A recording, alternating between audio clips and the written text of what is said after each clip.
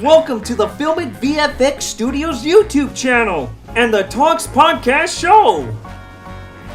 Okay, go on the Muppets. That sounds pretty exciting. Let's watch cat videos. Yeah.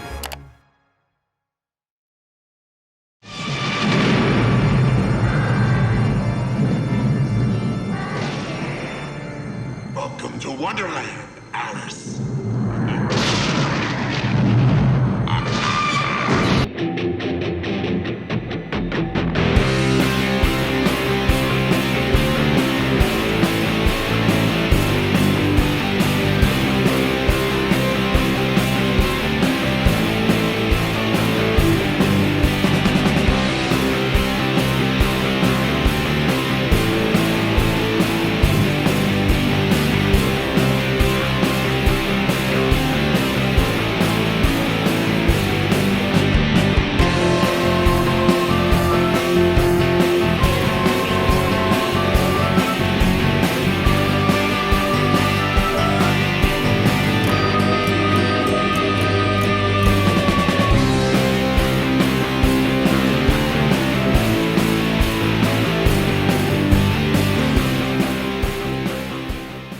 What is up, guys? My name, of course, is Carlo. Welcome to another Talks podcast show.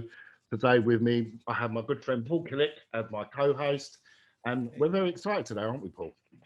Absolutely. We have the wonderful Lisa Wilcox in the house. Amazing. Hey. How you doing? Excellent. Thank you. Even though it's 110 degrees outside. Wow. Oh my God. No, we've had some hot weather over here. I've heard. Yes. But all of a And sudden, you guys don't have air conditioning, much of it anyway. No. Yeah. we've got the dodgiest fans ever grace the planet that we have to buy from shops which blow out no air. So Just we just have to recirculates the air that's already in the air. Like. newspapers Oh and my magazines. Newspapers and magazines are the best we got. But it's been raining for the last couple of days now, really heavy. So it's All right. it's been a lot cooler, especially on the dogs. Got pets. If you've got pets, they don't like it, do they? So Oh, no, they don't. no. So I'm really excited. Thank you so much for doing this, Lisa. Thank you. We are both humongous fans. I have just finished a 3-film marathon. I've just watched The Dream Master, watched part 5 and part 6 all straight because I haven't seen them in quite a few years, and they still hold up. They really do still hold up. So what can we start at the beginning? What got you into acting? How did it all sort of begin for you? How did I get into acting? Yeah, acting. Yeah. How did it all start? How did the journey begin? Well, that's a very interesting little story. 2 little stories, actually. So I'm originally from the Midwest. I'm from Missouri. And I did my first play. I was in 9th grade. And it was, do you know the TV show MASH? Yes. Okay, well, believe it or not, it was a Broadway play first.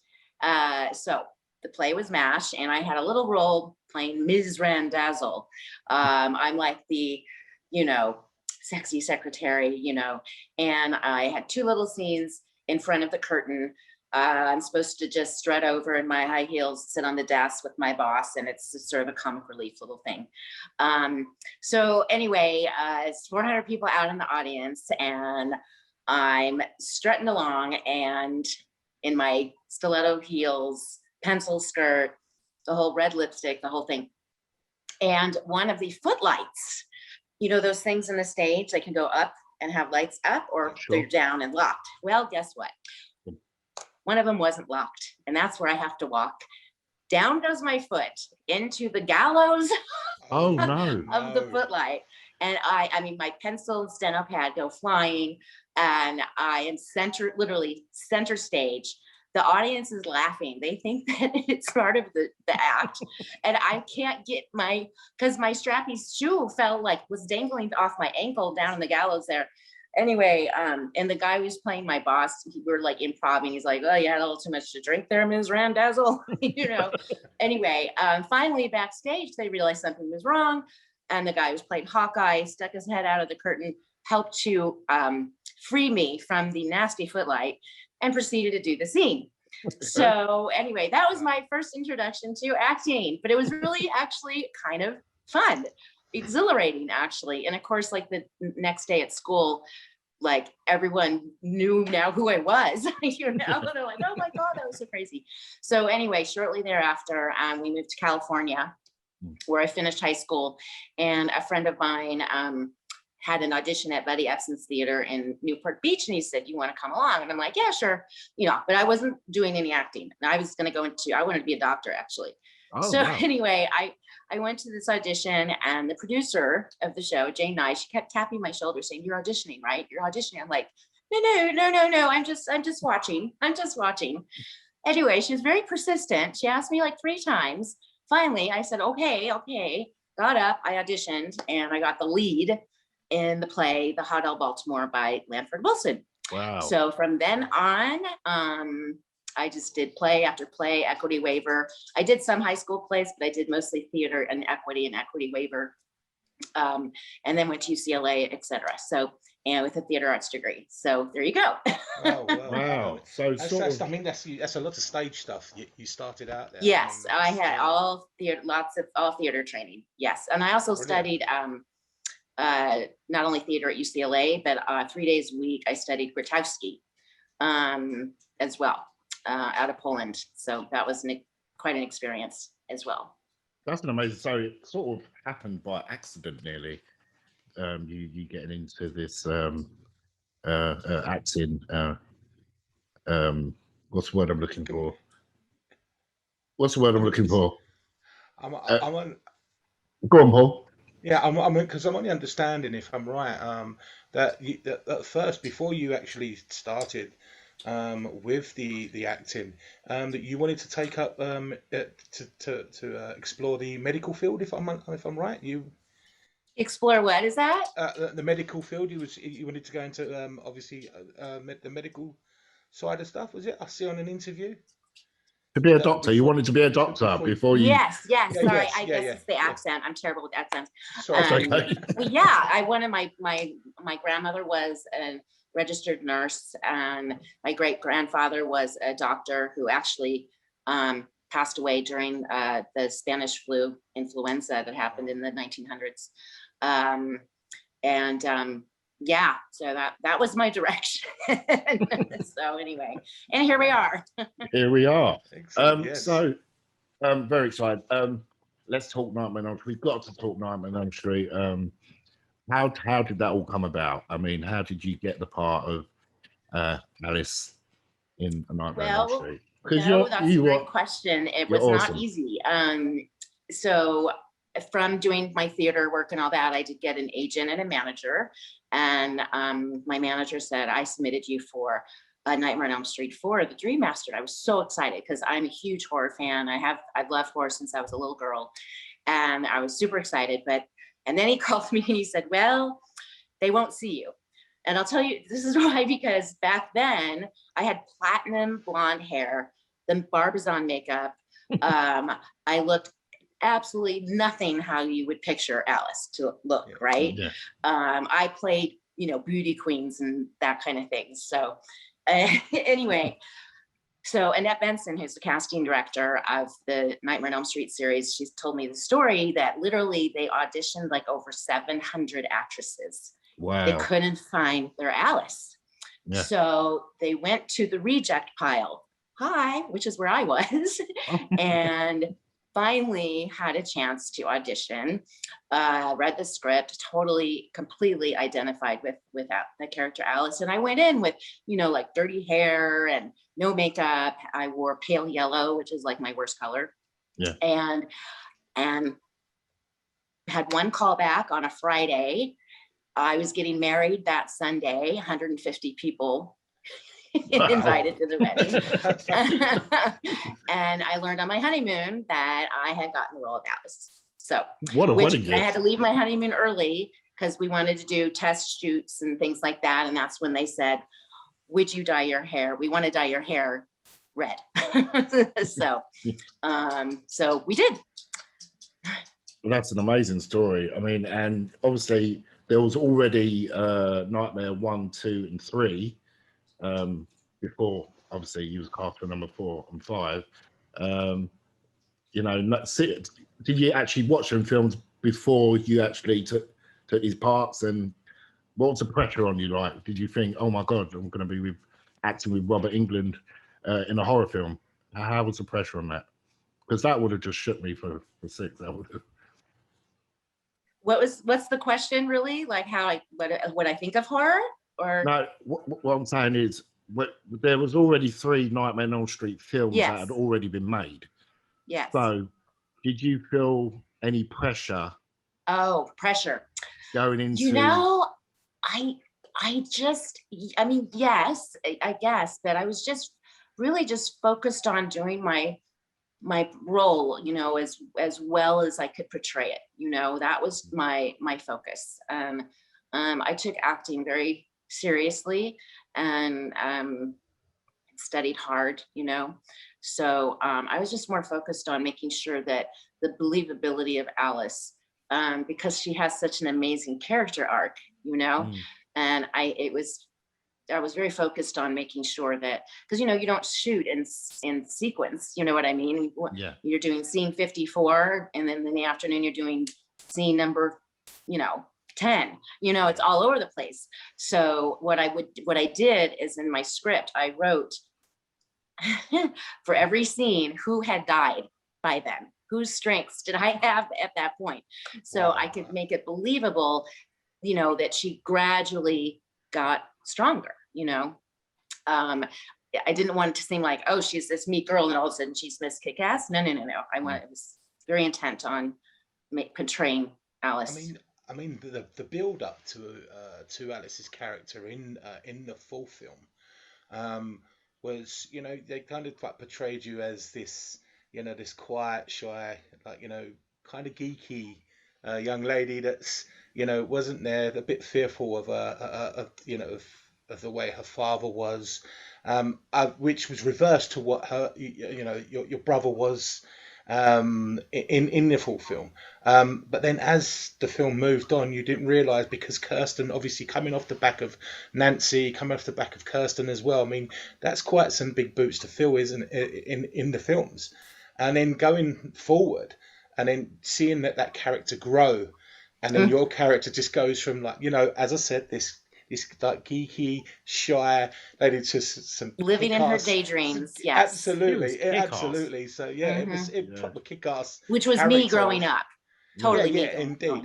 Yeah. And then obviously the 5th one, it takes it to the next level again. So yeah, she started off very plain, Alice, didn't she? Yes. And then when you sort of transition from 4 into number 5, she's like just like a Sigourney Weaver badass.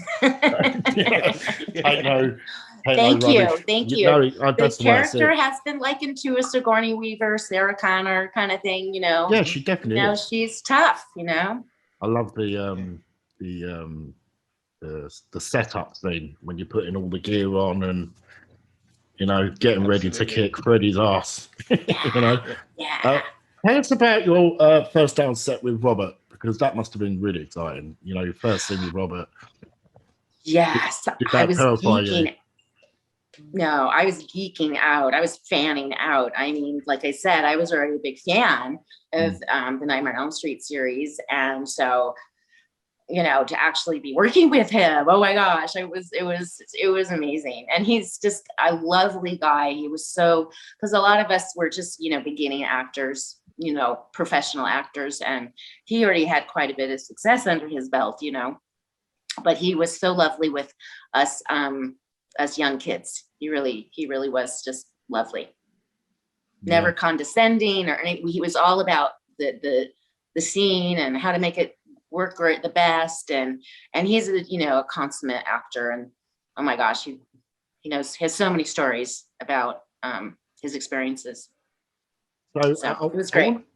Sorry, Paul, you was gonna. No. I was gonna ask you, because one of my favourite scenes is the fight scene in number 4. It's actually one of my favourite scenes, along with number 5 when Freddy's reborn. That scene in the church when he's reborn. that's like two of my favorite scenes. How did you prepare? Because there's a lot of Baby Freddy. Baby Freddy was absolutely awesome. That because back then, I mean, you know, the special effects still hold up today, and obviously there was not so much digital effects back then, but the practical effects just still blow you away. So how It did holds up, right? I mean, it really does. And I mean, the talent, the production, I mean, oh my gosh, just amazing. I mean, they literally like had to, figure out, well, how are we going to turn Debbie into a cockroach and make it look believable? You know? Well, I'm a visual effects artist, so I like to sort of pick holes when I'm watching certain visual effects shots and stuff like that. And I watched number 5 today in 4K, you know, and it still looks absolutely amazing. It still looks, it holds up still today. So it's incredible. How did you prepare for the fight scene in number 4, the end sequence in number 4? I've got to ask you that because you actually did kick ass. Yes. Well, they actually sent me and Andras, Rick, played my brother, to karate school. So, so that I could manipulate the nunchucks effectively enough. And so I wouldn't also crack my head open, you know? So that, how cool is that, you know? Yeah. But also I had, amazing stunt doubles, some that were actually Olympiads, you know? Right. And there, the fight in the church scene, there would be days when there would be like 4 other Alices walking around in the gear and the jeans and everything, you know, my stunt doubles and stuff. Yeah. But I had done gymnastics in school. So, I mean, I was able to do a cartwheel or whatever to get into, but all the flipping and all that was all the amazing gals who, stunt. I mean, and there's some pretty intense moves as well. I mean, some of those scenes, especially at the scene in number 4 at the end of the film. I mean, there was some pretty high octane, you know, especially when you're being thrown around as well, and just seeing, like, you know, the effects from flying. It was crazy. It's absolutely crazy. And you look back now and you just think, wow, even back then for a film that was obviously, you know, the late 80s.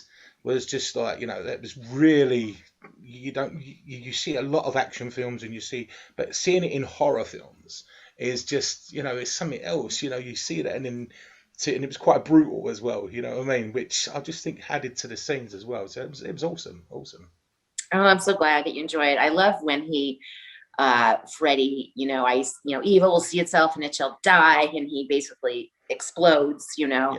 Yes. But all the puppeteering work that had to go on for that scene, oh my gosh, it was there were many men behind him manipulating the heads and things coming out, but it was brilliant. I mean, it was brilliant. I mean, speaking of puppeteering, I'm still trying to figure out how they pulled off the end sequence of number 5 when you're actually pulling Freddy out of you. That was so good. Can you tell us a little bit about that? That was really something. They hired a little person for a lot of that part, you know, yeah, I mean, they pulled it off, you know. Was that a stunt double or was that you in that scene? I mean, I'm part of it. I'm in part of it, but most of it is a double, basically. A double, yeah. I mean, I've got to say, Lisa, I mean, you know, you've got a really impressive portfolio of film and TV as well, especially checking out that, you know, you were in Knots Landing and, you know, it's just like, you know, Star Trek Next Generation. Star Trek Next Generation, you know, the guest appearing, you got like MacGyver and, you know, General Hospital, when you, as you say, was one of your sort of, you know, the first adventures out there, wasn't it? And, yes. You know, some of these... Right out of college, actually. Yeah. I was thinking about a month out of college, I got a General Hospital recurring role. So, yeah. And doing just sitcoms and episodic and it's kind of all over the place. Yeah. Well, just to see that is amazing. It just to see how much that you've done, you know, in different fields, you know, whether it be drama, whether it be, you know, even the Bill and Ted, the TV series as well. I mean, it's just crazy, like, you know. And then to move into horrors as well. And I was talking to my son and Carlo today about the Fear Clinic as well. Oh, I mean, yes. that was just it's awesome. I mean, I'm a big Robert Englund fan, like, you know what I mean. But yeah, absolutely, it's just it's so impressive. So yeah, it really Well, is. it's been a fun career. It really has. And then I left for a very long time. I wanted to have children and I wanted to be an involved mom, you know. So once they were in school, I didn't want to be filming elsewhere or, you know, or anything like that. I wanted to be a room mom. I wanted to be on the field trips. I wanted to, you know, and my husband was working on Boy Meets World, actually. So fortunately, I got the opportunity to, you know, be a mom. Cool. But I'm back to acting now. So can I ask, what did you think of? Because I was a bit shocked with Freddy's Dead. That I was surprised that you wasn't in it, and continuing the storyline of Jacob. I would have liked to have seen the story of Jacob being followed up in number 6. Is there any reason for that? It's been talked about. I mean, so many supporters and fans are just like, what the heck happened to Alice and Jacob? I mean, Yeah. It's just left hanging, you know. It's very strange. So there have been, you know, people have tried, but Warner Brothers just hasn't picked up on it, you know. So Because at the end, who knows? Maybe one day. Oh, I'm praying. Yeah, Warner that Brothers, would if you're that would listening, be- yeah, absolutely. Write a letter. I will. Yeah, I certainly let's will. start Write a letter to Warner a Brothers. petition. Let's get it now, guys. Definitely. Notes in the description below. Let's get Lisa back on Elm Street. Because at the end of 5, you saw Freddie come out of Amanda, so it was really left open to continue your journey. So I was a bit shocked when it was it was another character, you know, and then you found out in number 6 that he had a daughter, not a son. You know, it just threw me off. What did you think of the remake? Well, okay. Jackie Earle Haley is an amazing actor. I love his work. I think just that what it is that, you know, Robert Englund, he's Freddy. He's Freddy, and he just has that. He's so seductive with the glove and just the way he moves and the way he I think it's just it's almost impossible to replace him, you know. You said that as well, Paul, didn't you?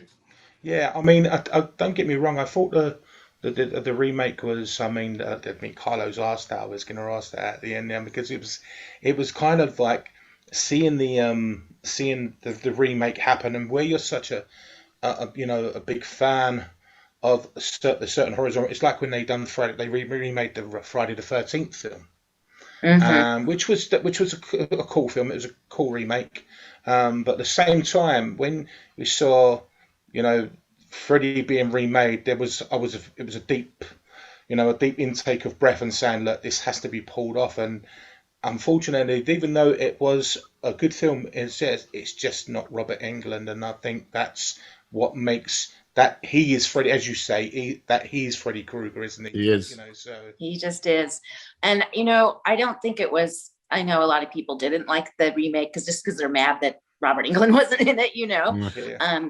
But I don't think it was a terrible film. I'm kind of surprised. And it was also just very dark. I mean, it really went in more into the molestation, you know what I mean?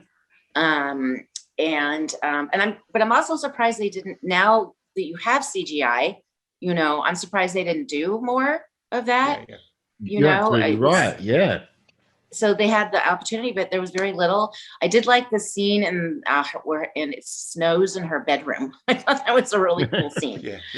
And it was sort of interesting how they sort of combined like the sort of Heather Alice, like or Nancy Alice kind of thing. Yes. You know, yeah. the lead girl was working in the restaurant. Nancy never worked in a restaurant, but Alice worked in a restaurant. You know what I mean? It was sort of an interesting blend, you know? kind But of anyway, some Easter eggs, as we may call them, in there, like that kind of yeah, where they Easter link egg. that they link them, and obviously, can if I can ask, on the number four, the Dream Master, what was it like working with Rennie Harlin, the director? I mean, Oh, I love Rennie. Oh my gosh, he was wonderful. Um, he has just a wonderful eye. He's just has a wonderful eye. And I'm not at all surprised that, for the fame that he experienced after Nightmare 4 and the opportunities that he got for directing. But he was great, and he was really, I call him an actor's director, honestly. He liked to talk about character, and he was open to ideas, and he was very approachable. And you don't always get that opportunity with every director you work with, that's so the same he as really Carlo. he really was a joy. I remember a scene, it was in the Crave Inn, and so just setting up the scene, and I'm figuring out what my busy work is going to be, and I'm like, okay, the scene's here, okay, I'm gonna be polishing, the utensils that were sitting there, right? So I'm fiddling around with that, and then there's this great lighting, and there's this shadow on the wall, and I'm holding forks, and I'm like, oh my God, that's so cool. I'm like, Rennie, come look at this. This is so cool. And he's like, and he puts down the forks, and he hands me the knives. And so you have that quick little shot of me, and it looks like Freddy's glove on the wall with the utensils. I did notice that. Yeah. That's so cool. It's them little details. He was fun to work with. You felt free and natural, and we were all just trying to make the best product that that we could. Yeah, and he certainly did. Absolutely. Absolutely. Fantastic. I mean, We saw each other. We hadn't seen each other in 30 years. They did a screening of Nightmare 4 at the Chinese Theater in Hollywood, and Rennie flew in from China, and Bob Shea was there as well. And like Rennie and I, we were cried. We cried. Well, there he is. There he is. Rennie's right there. Oh, man. Right on. What's the I mean, Lisa, in your time as growing up and inspiring, and obviously becoming and inspiring as into acting, did you have a favorite actor, actress? Did you have an icon that you really enjoyed watching on the screen that really inspired you to go forward with your career even further? I mean, I hate to. I love Sylvester Stallone. Okay, I love the Rocky movies. Oh my gosh, they're so inspiring. They are indeed. And his whole story of the first Rocky, and I found him inspiring. I found oh gosh, there's so many actors that I just adored. I'm trying to think. Sorry, I'm going blank. I loved Meryl Streep's early work. She's just was such a chameleon, French Lieutenant's Woman, and just so many different roles. Sophie's Choice is probably in my top 5 favorite films, and she was just brilliant in that. So there's been certainly a lot of influences. Can I just ask you, would you mind saying hello to my wife Emma, who's a massive fan as well of the film? She's here. There we go. Oh, hi. Hello.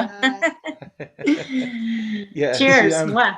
Thank you very much. I mean, as I say, Carlo's given me this opportunity. I'm a massive fan of the obviously of the films. Also, it's just been really intriguing. I am yet to watch your documentaries as well. Obviously, the documentary you done as well, and I've looked at that today, so I am going to watch that also. So yes, that really documentary is amazing. I remember when the producer gave me a copy, to watch it, and I was like 10 o'clock at night, and I said, and I'm like, yeah, let's just pop this in and see. 4 hours later, I was glued to the screen. It is so interesting. It is so well done and so interesting. Anyway, yeah, you'll enjoy it. Listen, And you've got a thank you YouTube very channel much. as well, haven't you? You've got a YouTube channel. What's that? You have a YouTube channel. Oh, yes, I actually revisited locations in Los Angeles where we filmed Right. Nightmare on Elm Street 4. I was there 2 years And- ago. I was there 2 And you years can ago. just go to YouTube, and I think if you just look up Lisa Wilcox or Lisa Wilcox actress, and I think about six segments. They're like 5 minutes long each, but They're cool. And you taught my kid how to make nunchucks. It was really fun. Yeah, will you help my kid make nunchucks with the toilet rolls? With the Yes, you saw papers? that. Well done. Because nunchucks are illegal in California. Yeah. Oh So wow. Okay. so I made them, yes, paper towel holder with a chain. Bravo. Lisa, absolutely. And that was really funny. I'll tell you a real quick story. So I did this filming around town, very guerrilla style. My friend David had audio and a camera, me and my Jeep. So we went around, and so when we went to the Johnson house, I just stayed on the sidewalk, we got the house, and I told some story or whatever, and then we're done. And I hop in the car, and David's putting the stuff back into the Jeep, and this woman comes out with this tall man. She's like, "Were you just filming my house? What is going on?" And David's like, "Lisa." So I get out of the car, I get out of my Jeep, and I approach her and I said, "Hi, I'm Lisa Wilcox. I played Alice Johnson." And she went, "You're Alice? You played Alice? Oh my God. Oh my God. Oh my God. You don't understand. This house is known as the Alice house. And at Halloween, it's all decked out, Nightmare on Elm Street. And my husband so plays cool. Freddy Krueger." And so wow. she actually took us into the house, outside the house. So I got more footage. Because the scene that Rick is always jumping out the window, and Yeah. Alice eventually jumped. So we got the back of the house, and then she had me come inside the house, and the kitchen and the dining room were exactly the same when we filmed. Oh, And she my said to God. me, she said, "Would you reenact that scene, when you throw the bowl at your father, you throw the ball and I'm like, "Sure." And so she hands me a Tupperware bowl.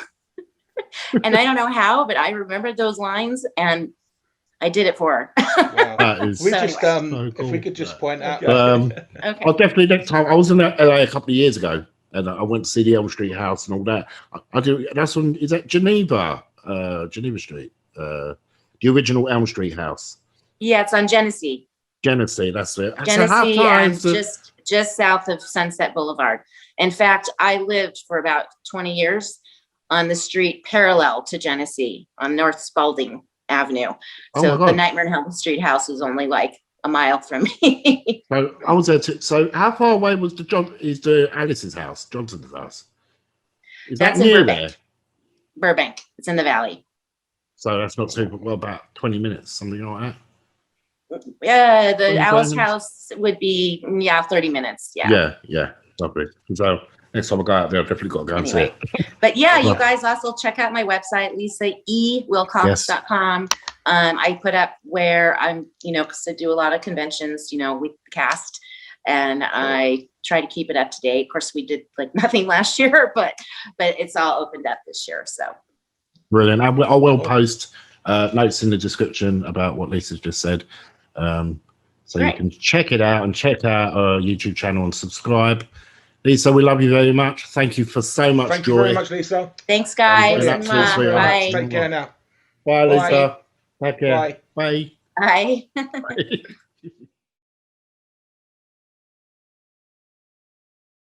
See you again.